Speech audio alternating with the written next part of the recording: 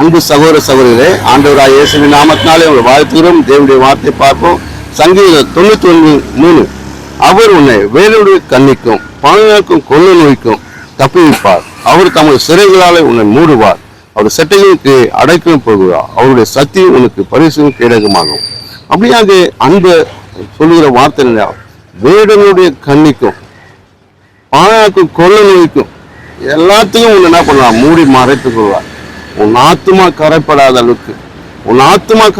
அளவுக்கு இதை நினைத்து நீ வேதனைப்படாத அளவுக்கு ஆண்டவர் நிச்சயமாக பெரிய ஒரு மாற்றத்தை கொடுப்பார்.